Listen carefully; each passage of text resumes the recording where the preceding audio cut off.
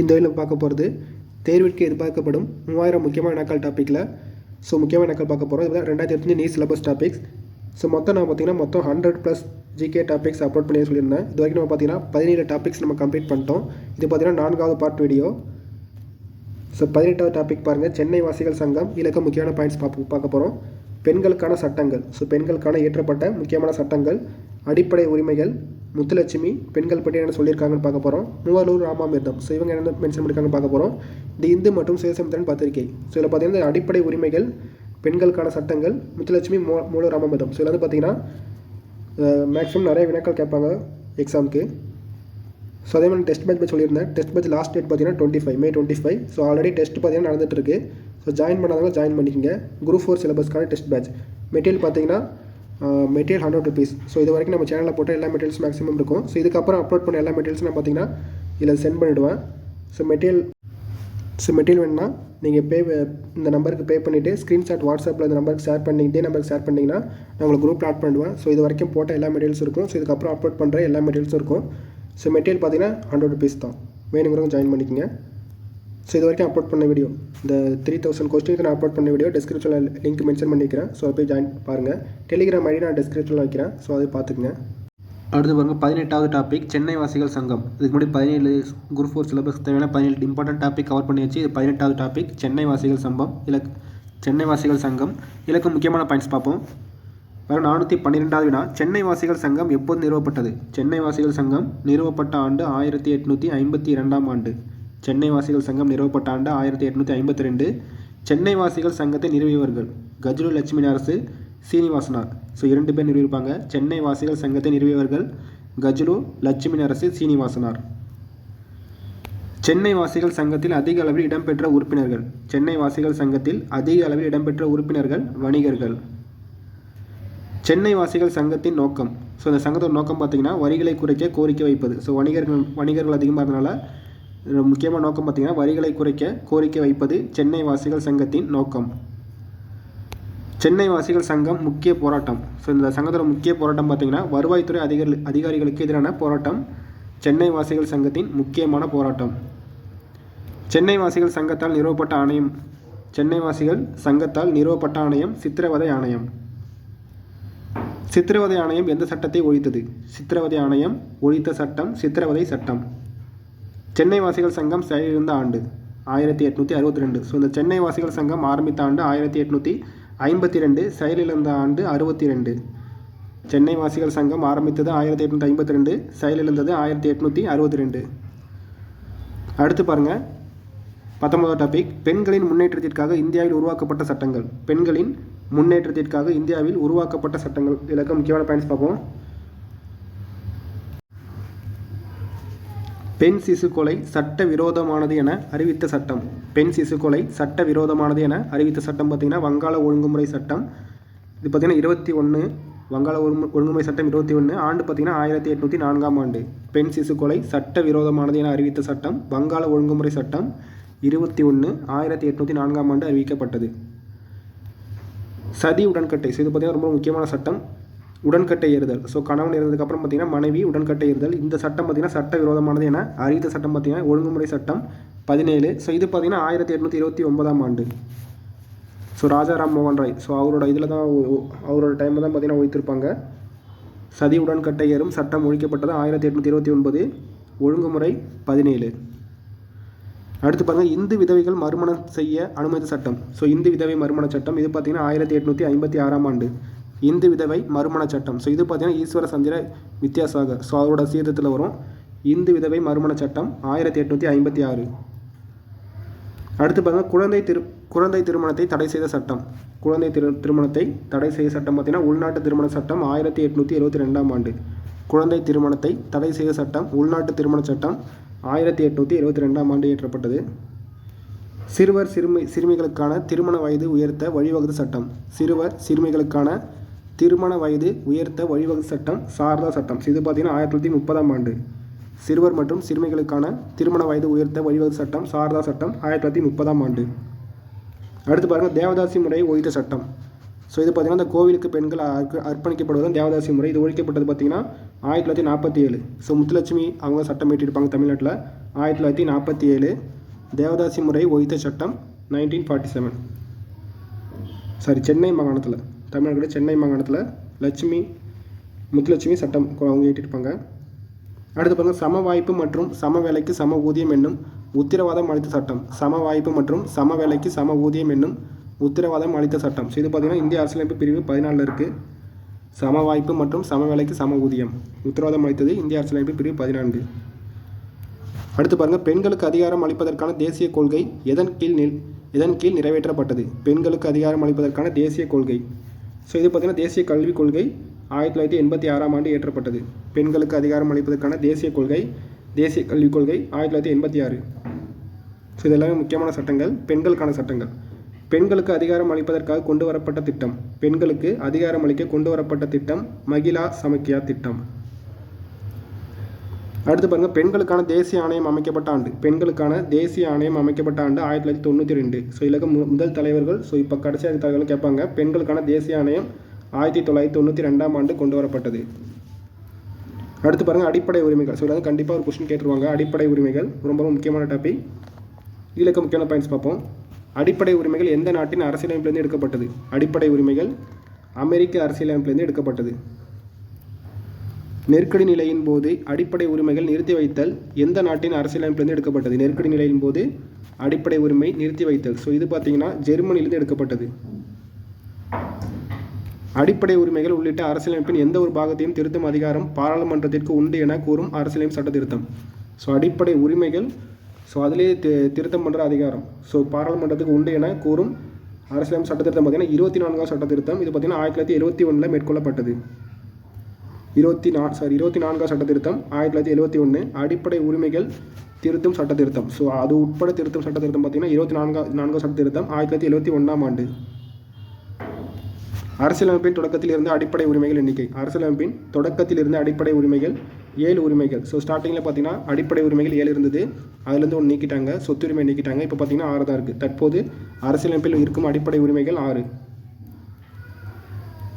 So 6 அடிப்படை உரிமைகள் பார்ப்போம். சமத்துவ உரிமை, சுதந்திர உரிமை, சுரண்டலுக்கு எதிரான உரிமை, சமய சார்பு உரிமை, கல்வி கலாச்சார உரிமை, அரசியலமைப்பிற்கு உட்பட்டு தீர்வு காணும் உரிமை. சமத்துவ உரிமை, சுதந்திர உரிமை, சுரண்டலுக்கு எதிரான உரிமை, சமய சார்பு உரிமை, கல்வி கலாச்சார உரிமை, அரசியலமைப்பிற்கு உட்பட்டு தீர்வு காணும் உரிமை. அடிப்படை உரிமைகளை பற்றிய பாகம் இது. அடிப்படை உரிமைகள் பற்றிய பாகம் பகுதி 3. ஸோ இது பார்த்தீங்கன்னா இந்திய அரசியலமைப்பின் மகாசாசனம் என அழைக்கப்படுகிறது. அடிப்படை உரிமைகள் இந்திய அரசியலமைப்பின் மகாசாசனம் பகுதி 3. அடிப்படை உரிமைகளை பற்றி கூறும் சரத்துகள் இது. அடிப்படை உரிமைகள் பற்றி கூறும் சரத்துகள் சரத்து 12 to 35. அடிப்படை உரிமைகளை பற்றி கூறும் சரத்து 12 முதல் 35 வரை. சமத்துவ உரிமை பற்றி கூறும் சரத்துகள் இது. சமத்துவ உரிமை பற்றி கூறும் சரத்துகள். ஸோ இது பார்த்தீங்கன்னா 14 to 18. சமத்துவ உரிமைகளை பற்றி கூறும் சரத்து 14 to 18. அடுத்து பாருங்கள், சரத்து 14 எதை கூறுகிறது. சரத்து 14 எதை கூறுகிறது. சட்டத்தின் முன் அனைவரும் சமம். சரத்து 14 சட்டத்தின் முன் அனைவரும் சமம். சரத்து 15 எதை கூறுகிறது. சரத்து 15 மதம், இனம், சாதி, பாலினம் மற்றும் பிறப்பிடம் இவற்றின் அடிப்படையில் பாகுபடுத்துவதை தடை செய்தல். சரத்து 15 மதம், இனம், சாதி, பாலினம் மற்றும் பிறப்பிடம் இவற்றின் அடிப்படையில் பாகுபடுத்துவதை தடை செய்தல். சரத்து 16 எதை பற்றி கூறுகிறது. சரத்து 16 பொது வேலைவாய்ப்புகளில் சம வாய்ப்பளித்தல். சரத்து 16 பொது வேலைவாய்ப்புகளில் சம வாய்ப்பளித்தல். சரத்து 17 எதை கூறுகிறது. சரத்து 17 ஸோ இது பார்த்தீங்கன்னா தீண்டாமையை ஒழித்தல். சரத்து 17 தீண்டாமையை ஒழித்தல். சரத்து 18 எதை கூறுகிறது. சரத்து 18 இராணுவ மற்றும் கல்விசார் பட்டங்கள் தவிர மற்ற பட்டங்களை நீக்குதல். சரத்து 18 இராணுவ மற்றும் கல்விசார் பட்டங்களை தவிர மற்ற பட்டங்களை நீக்குதல். எந்த சட்ட திருத்தத்தின்படி அடிப்படை உரிமைகளை விட அரசுக்கு வழிகாட்டும் நெறிமுறைகளுக்கு முக்கியத்துவம் அளிக்கப்பட்டது. எந்த சட்ட திருத்தப்படி அடிப்படை உரிமைகளை விட அரசுக்கு வழிகாட்டும் நெறிமுறைகளுக்கு முக்கியத்துவம் அளிக்கப்பட்டது. இது பார்த்தீங்கன்னா 42ஆம் சட்ட திருத்தம் 1976. சொத்துரிமை எந்த சட்ட திருத்தத்தின்படி அடிப்படை உரிமையிலிருந்து நீக்கப்பட்டது. சொத்துரிமை நீக்கப்பட்ட சட்ட திருத்தம் பார்த்தீங்கன்னா 44ஆம் சட்ட திருத்தம் 1978. சொத்துரிமை நீக்கப்பட்டது 44ஆம் சட்ட திருத்தம் 1978. சுதந்திர உரிமை பற்றிய சரத்துகள் யாவை. சுதந்திர உரிமை பற்றிய சரத்துகள் சரத்து 19 to 22 வரை. சுதந்திர உரிமை பற்றிய சரத்து 19 to 22 வரை. சரத்து 19 எதை கூறுகிறது? சரத்து 19 ரொம்ப முக்கியமானது. அடிப்படை உரிமையில் பேச்சுரிமை, கருத்து தெரிவிக்கும் உரிமை. அடிப்படை உரிமை ரொம்ப முக்கியமானது. பேச்சுரிமை, கருத்து தெரிவிக்கும் உரிமை. இது பார்த்திங்கன்னா சரத்து 19. சரத்து 19 பேச்சுரிமை, கருத்து தெரிவிக்கும் உரிமை. சரத்து 20 எதை கூறுகிறது? சரத்து 20 குற்றஞ்சாட்டப்பட்ட நபர்களுக்கான உரிமை மற்றும் தண்டனையிலிருந்து பாதுகாப்பு பெறும் உரிமை. சரத்து 20 குற்றஞ்சாட்டப்பட்ட நபர்களுக்கான உரிமை மற்றும் தண்டனைகளிலிருந்து பாதுகாப்பு பெறும் உரிமை. அடுத்து பாருங்கள், சரத்து 21 எதை கூறுகிறது? சரத்து 21 வாழ்க்கை மற்றும் தனிப்பட்ட சுதந்திரத்திற்கு பாதுகாப்பு பெறும் உரிமை. சரத்து 21 வாழ்க்கை மற்றும் தனிப்பட்ட சுதந்திரத்திற்கு பாதுகாப்பு பெறும் உரிமை. சரத்து 21 எதை கூறுகிறது? சரத்து 21 தொடக்க கல்வி பெறும் உரிமை. சரத்து 21 தொடக்க கல்வி பெறும் உரிமை. சரத்து 22 எதை கூறுகிறது? சரத்து 22 சில வழக்குகளில் கைது செய்து தடுப்பு காவலில் வைப்பதற்கு எதிரான பாதுகாப்பு பெறும் உரிமை. சரத்து 22 சில வழக்குகளில் கைது செய்து தடுப்பு காவலில் வைப்பதற்கு எதிரான பாதுகாப்பு உரிமை. அடுத்து பாருங்கள், இந்தியாவின் மகா சாசனம் என அழைக்கப்படுவது பகுதி 13 அடிப்படை உரிமைகள்.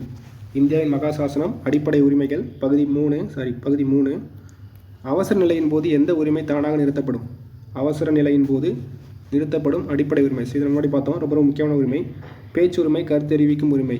இது பார்த்திங்கன்னா சரத்து 19 பேச்சுரிமை, கருத்து தெரிவிக்கும் உரிமை அவசர நிலையின் போது தானாகவே நிறுத்தப்படும். சுரண்டலுக்கு எதிரான உரிமை பற்றிய சரத்துகள். சுரண்டலுக்கு எதிரான உரிமை பற்றிய சரத்து 23 to 24 வரை. சரத்து 23 எதை கூறுகிறது? சரத்து 23 கட்டாய வேலை, கொத்தடிமை முறை மற்றும் மனிதத்தன்மையற்ற வியாபாரத்தை தடுத்தல். சரத்து 23 கட்டாய வேலை, கொத்தடிமை முறை, மனிதத்தன்மையற்ற வியாபாரத்தை தடுத்தல். சரத்து 24 எதை கூறுகிறது? சரத்து 24 தொழிற்சாலைகள் மற்றும் ஆபத்தான இடங்களில் குழந்தை தொழிலாளர் முறையை தடுத்தல். சரத்து 24 தொழிற்சாலைகள் மற்றும் ஆபத்தான இடங்களில் குழந்தை தொழிலாளர் முறை தடுத்தது. சரத்து 24. அடுத்து பாருங்கள், பிரிவு 45 திருத்தப்பட்டு பிரிவு 21A தொடக்க கல்வி அடிப்படை உரிமையாக சேர்க்கப்பட்டது. எந்த சட்ட திருத்தம் கேட்டுறாங்க? பிரிவு 45 திருத்தப்பட்டு 21A தொடக்க கல்வி அடிப்படை உரிமையாக சேர்க்கப்பட்டது. இது எந்த சட்ட திருத்தம்? இது பார்த்திங்கன்னா 2002ஆம் ஆண்டு 86 சட்ட திருத்தம். ரொம்ப முக்கியமானது. பிரிவு 45 திருத்தப்பட்டு பிரிவு 21A தொடக்க கல்வி அடிப்படை உரிமையாக சேர்க்கப்பட்டது. இது பார்த்திங்கன்னா 2002ஆம் ஆண்டு இயற்றப்பட்ட 86வது சட்ட திருத்தம். அடிப்படை உரிமைகளை நிறுத்தும் அதிகாரம் கொண்டவர். அடுத்து 3 முக்கியமான பாயிண்ட்ஸ். அடிப்படை உரிமைகளை நிறுத்தும் அதிகாரம் கொண்டவர் பார்த்திங்கன்னா குடியரசுத் தலைவர். அதே மாதிரி அடிப்படை உரிமைகளை திருத்தும் அதிகாரம் கேட்டாங்கன்னா பாராளுமன்றம். நிறுத்தும் அதிகாரம் கொண்டவர் குடியரசுத் தலைவர், திருத்தும் அதிகாரம் பாராளுமன்றம். அடிப்படை உரிமைகளை பாதுகாக்கும் அதிகாரம். இது பார்த்திங்கன்னா உச்சநீதிமன்றம், உயர்நீதிமன்றம். சமய சார்பு உரிமைகள் பற்றிய சரத்துகள் இது. சமய சார்பு உரிமைகள் பற்றிய சரத்துகள். இது பார்த்திங்கன்னா சரத்து 25 to 28 வரை. சமய சார்பு உரிமைகள் பற்றிய சரத்து 25 to 28 வரை. சரத்து 25 எதை கூறுகிறது? சரத்து 25 எந்த ஒரு சமயத்தை ஏற்கவும் பின்பற்றவும் பரப்பவும் உரிமை. சரத்து 25 எந்த ஒரு சமயத்தை ஏற்கவும் பின்பற்றவும் பரப்பவும் உரிமை. சரத்து 26 எதை கூறுகிறது? சரத்து 26 சமய விவகாரங்களை நிர்வகிக்கும் உரிமை. சரத்து 26 சமய விவகாரங்களை நிர்வகிக்கும் உரிமை. அடுத்து பாருங்கள், சரத்து 27 எதை கூறுகிறது? சரத்து 27 எதை கூறுகிறது? சரத்து 27 எந்த ஒரு மதத்தையும் பரப்பவும் வரி செலுத்துவதற்கு எதிரான சுதந்திரம். சரத்து 27 எந்த ஒரு மதத்தை பரப்புவதற்கு வரி செலுத்துவதற்கு எதிரான சுதந்திரம். சரத்து 28 எதை கூறுகிறது? சரத்து 28 மதம் சார்ந்த கல்வி நிறுவனங்களில் நடைபெறும் வழிபாடு. இதில் கலந்து கொள்ளாமல் இருக்க உரிமை வழங்குவது தான் சரத்து 28. சரத்து 28 மதம் சார்ந்த கல்வி நிறுவனங்களில் நடைபெறும் வழிபாட்டில் கலந்து கொள்ளாமல் இருக்க உரிமை வழங்குவது சரத்து 28. அடுத்து பாருங்கள், சரத்து 21A படி எத்தனை வயது வரை உள்ளவர்களுக்கு இலவச மற்றும் கட்டாய கல்வியை அரசு வழங்க வேண்டும்? சரத்து 21A படி எத்தனை வயது வரை உள்ளவர்களுக்கு இலவச மற்றும் கட்டாய கல்வியை அரசு வழங்க வேண்டும்? இது பார்த்திங்கன்னா 6 முதல் 14 வயது வரை. 21A தொடக்க கல்வி 6 முதல் 14 வயது வரை தொடக்க கல்வி அளிக்கப்பட வேண்டும். சரத்து 24 படி எத்தனை வயதிற்கு உட்பட்டவர்களை தொழிலாளர்களாக பணியமர்த்துவது தடை செய்கிறது? சரத்து 24 படி எத்தனை வயதிற்கு உட்பட்டவர்களை தொழிலாளர்களாக பணியமர்த்துவதை தடை செய்கிறது? வயது பார்த்திங்கன்னா 14 வயது வரை.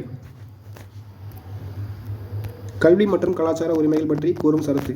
கல்வி மற்றும் கலாச்சார உரிமைகள். இது பார்த்திங்கன்னா சரத்து 29 to 30 வரை. கல்வி மற்றும் கலாச்சார உரிமை சரத்து 29 to 30 வரை.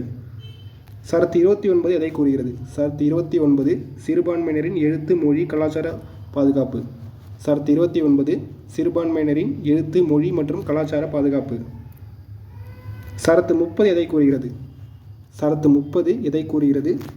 சிறுபான்மையினரின் கல்வி நிறுவனங்களை நிர்வகிக்கும் உரிமை. சரத்து 30 சிறுபான்மையினரின் கல்வி நிறுவனங்களை நிர்வகிக்கும் உரிமை.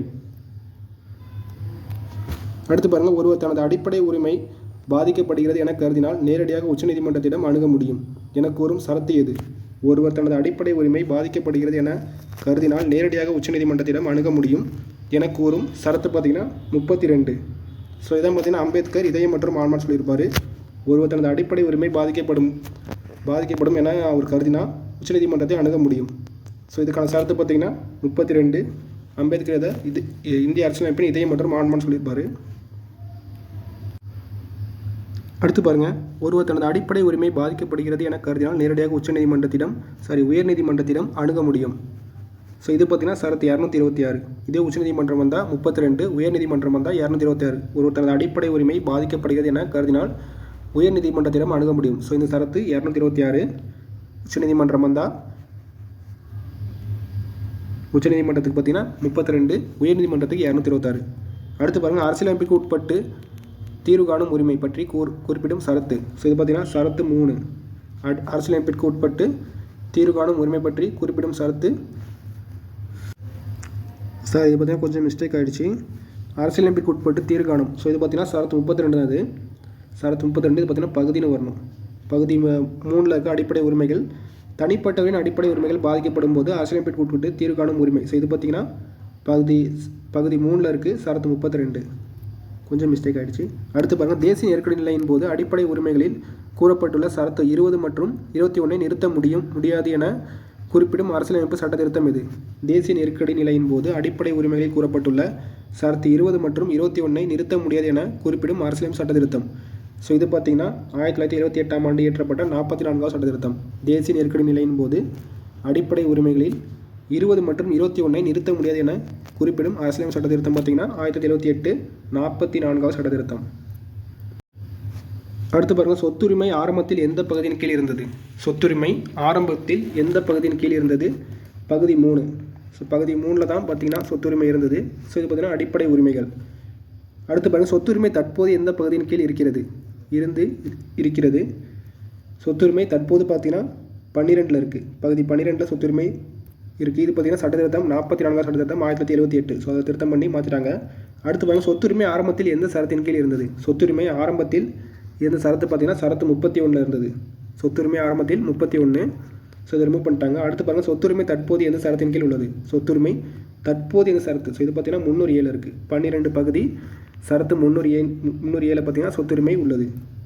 அடுத்து பாருங்கள், பிணை தொழிலாளர்கள் தொடர்பான சரத்து எது? பிணை தொழிலாளர்கள் தொடர்பான சரத்து 23. பிணை தொழிலாளர்கள் தொடர்பான சரத்து 23. குழந்தை தொழிலாளர்கள் தொடர்பான சரத்து. ஸோ இது கேட்டாங்கன்னா சரத்து 24. பிணை தொழிலாளர்கள் தொடர்பான சரத்து 23. குழந்தை தொழிலாளர்கள் தொடர்பான சரத்து 24. ஸோ பார்த்துங்க, பிணை தொழிலாளர்கள் தொடர்பான சரத்து 23, குழந்தை தொழிலாளர்கள் தொடர்பான சரத்து 24.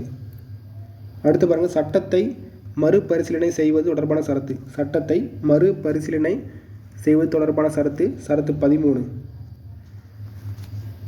சட்டத்தை மறுபரிசீலனை செய்வது சரத்து 13. அடுத்து பாருங்கள், இந்திய குடிமகன்களுக்கு மட்டும் கிடைக்கக்கூடிய சரத்துகள் எவை? இந்திய குடிமகன்களுக்கு மட்டும் கிடைக்கக்கூடிய சரத்துகள் சரத்து 15, 16, 19, 29, 30. இந்திய குடிமகன்களுக்கு மட்டும் கிடைக்கக்கூடிய சரத்துகள் 15, 16, 19, 29, 30. அடுத்து பாருங்கள், அடிப்படை உரிமைகளில் மிகவும் அதிகமாக விவாதிக்கப்பட்ட உரிமை. அடிப்படை உரிமைகளில் மிகவும் அதிகமாக விவாதிக்கப்பட்ட உரிமை சொத்துரிமை. ஸோ சொத்துரிமையிலேருந்து அடிப்படை உரிமையிலேருந்து ரிமூவ் பண்ணிட்டாங்க. இந்திய குடிமகன்கள் மற்றும் வெளிநாட்டவருக்கு கிடைக்கக்கூடிய சரத்துகள். ஸோ இது பார்த்திங்கன்னா சரத்து 14, 20, 21, 21A, 22, 23, 24, 26, 27, 28. ஸோ இதெல்லாம் இந்திய குடிமகன்கள் மற்றும் வெளிநாட்டவருக்கு கிடைக்கக்கூடிய சரத்துகள். அடுத்த டாபிக் பாருங்கள், 21வது டாபிக், இந்தியாவின் முதல் பெண் மருத்துவர். ஸோ முத்துலட்சுமி பற்றி பார்ப்போம். இந்தியாவின் முதல் பெண் மருத்துவர் டாக்டர் முத்துலட்சுமி. இந்தியாவின் முதல் பெண் மருத்துவர் டாக்டர் முத்துலட்சுமி. தமிழ்நாட்டில் தேவதாசி முறையை ஒழிப்பதற்காக போராடியவர். ஸோ 1947 சட்டம் நடைமுறைப்படுத்தப்பட்டிருக்கும். ஸோ டாக்டர் முத்துலட்சுமி அம்மையார்.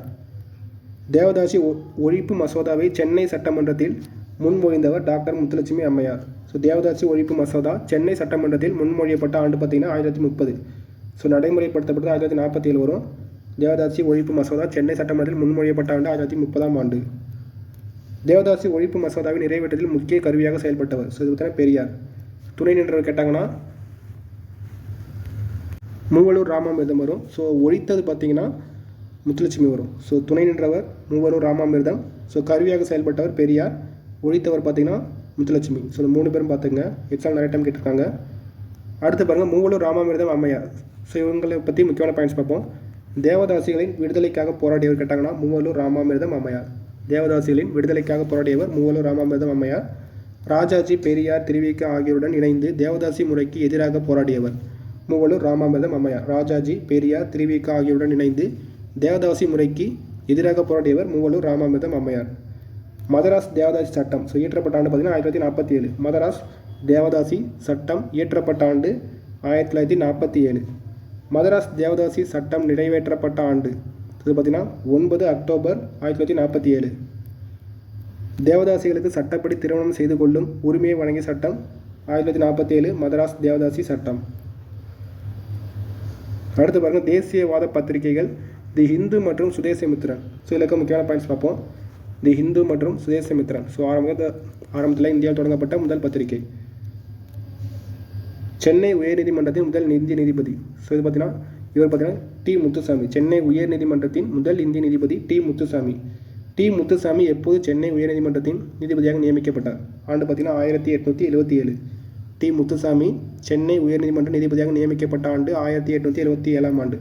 ஸோ இவருக்கு சப்போர்ட் பண்ணுறதுக்காக தான் இந்து பத்திரிகை தொடங்கியிருப்பாங்க. இந்த இந்து பத்திரிகை தொடங்கப்பட்ட ஆண்டு 1878ஆம் ஆண்டு. இவருக்கு சப்போர்ட் பண்ண தொடங்கப்பட்ட பத்திரிகை. தி இந்து பத்திரிகை தொடங்கப்பட்டது 1878. தி இந்து பத்திரிகை தொடங்கியவர் பார்த்தீங்கன்னா ஜி. சுப்பிரமணியம் வீரராகவாச்சாரி. தி இந்து பத்திரிகை தொடங்கியவர் ஜி. சுப்பிரமணியம் வீரராகவாச்சாரி. ஜி. சுப்பிரமணியம் தமிழில் தொடங்கிய தேசிய பருவ இதழ். ஜி. சுப்பிரமணியம் தமிழில் தொடங்கிய தேசிய பருவ இதழ் சுதேசமித்ரன். சுதேசமித்ரன் தொடங்கப்பட்ட ஆண்டு 1891ஆம் ஆண்டு. சுதேசமித்ரன் தொடங்கப்பட்டது 1891. சுதேசமித்ரன் எந்த ஆண்டு நாளிதழாக மாறியது? சுதேசமித்ரன் நாளிதழாக மாறிய ஆண்டு 1899. தி இந்து சுதேசமித்ரன் பத்திரிகைகள் எந்த பத்திரிகைகள் தொடங்குவதற்கு ஊக்கமளித்து கேட்டாங்கன்னா Indian Patriot, South Indian Mail, Madras Standard, Desabhimani, Vijaya, Suryodayam, India. So அவ்வளோதான் முக்கியமான பாயிண்ட்ஸ்.